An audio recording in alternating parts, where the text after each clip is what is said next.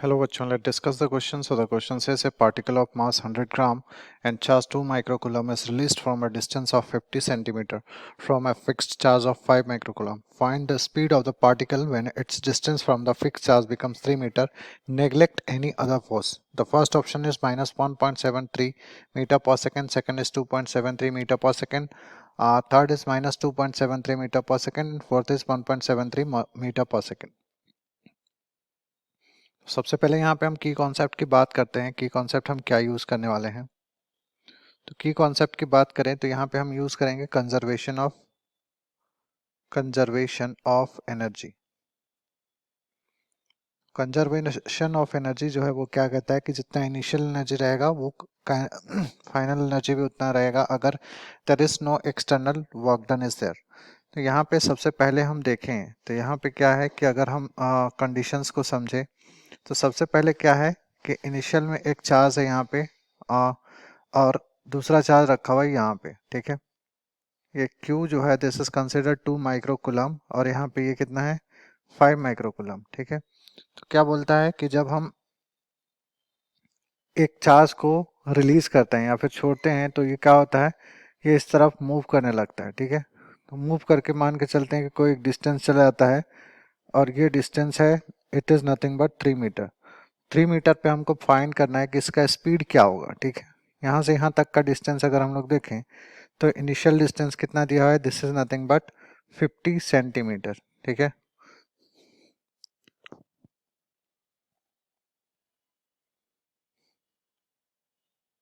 Fifty centimetre दिया हुआ है। अब यहाँ से हम लोग क्या कर सकते हैं कि इसमें जो इनिशियल काइनेटिक एनर्जी रहेगी वो फाइनल काइनेटिक एनर्जी के बराबर होगी, ठीक है। तो यहाँ से क्योंकि कोई भी एक्सटर्नल वर्क डन किया नहीं जा रहा है तो initial kinetic energy final kinetic energy के बराबर होगी, ठीक है। यहाँ से हम लोग क्या लिख सकते हैं, kinetic energy 1 plus potential energy 1 this will be equal to kinetic energy 2 plus potential energy 2, ठीक है। काइनेटिक एनर्जी 1 का अगर बात करें, काइनेटिक एनर्जी 1 कितना है, इनिशियली एट रेस्ट पे रहेगा, तो रेस्ट पे रहेगा, पहले फिक्स था उसके बाद फिक्स था मतलब वो रेस्ट पे है। तो ये क्या हो जाएगा, काइनेटिक एनर्जी 0। पोटेंशियल एनर्जी 1 कितना होगा, ये कितना हो जाएगा के Q1 Q2 divided by R1 square, ठीक है। उसी तरह से काइनेटिक एनर्जी 2 की बात करें तो this will be half m v square और यहाँ पे क्या हो जाएगा, ये हो जाएगा आपका के Q1 Q2 divided by R2 का, सॉरी दिस विल बी के Q1 Q2 बाई R।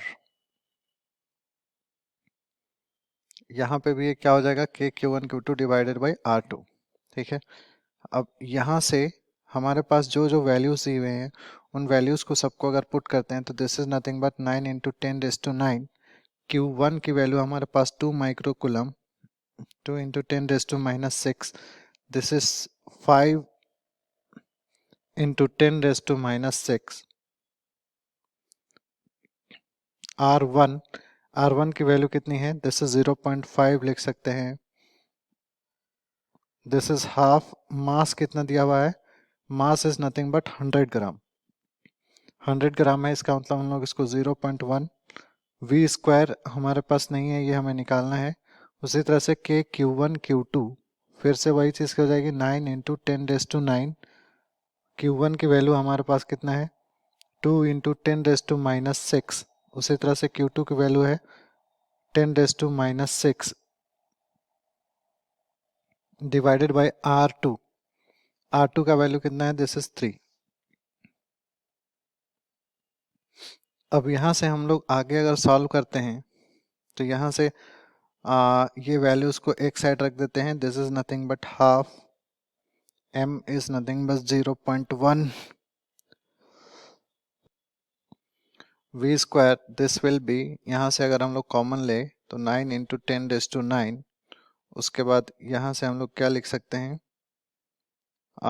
इसको हम लोग कॉमन ले सकते हैं 10⁻⁻⁶, सॉरी ये -12 हो जाएगा, इसको हमने कॉमन निकाला एंड दिस विल बी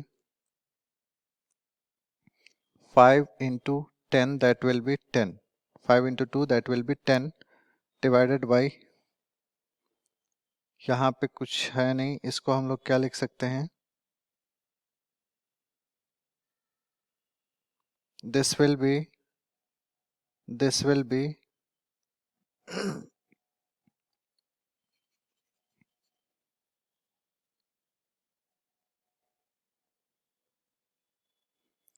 यहाँ से अगर हम लोग एक साइड इसको करते हैं तो this will be 9 into 10 raise to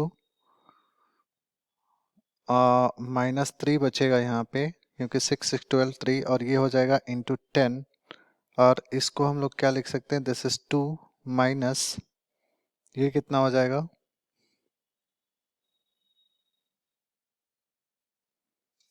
यहाँ पे हम लोग क्या लिख सकते हैं, ये 2, उसके बाद ये कितना हो जाएगा 1/3,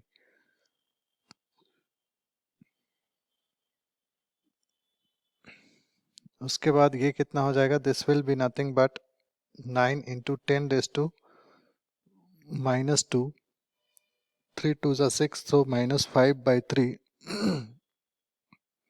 यहाँ पे 1/2 इंटू 1/10 इंटू v², यहाँ से ये कितना हो जाएगा, 3 3 जा 9, यहाँ से ये कितना हो जाएगा 220, 500 means v² will be nothing but 3 into 10 raise to -2 into 2 10 जा 20 into 5, this will be 100, so this and this will cancel, v will be nothing but √3, इसको हम लोग क्या लिख सकते हैं, 1.73 मीटर पर second, so the correct option will be option D, that is 1.73 meter per second. I hope you understood well.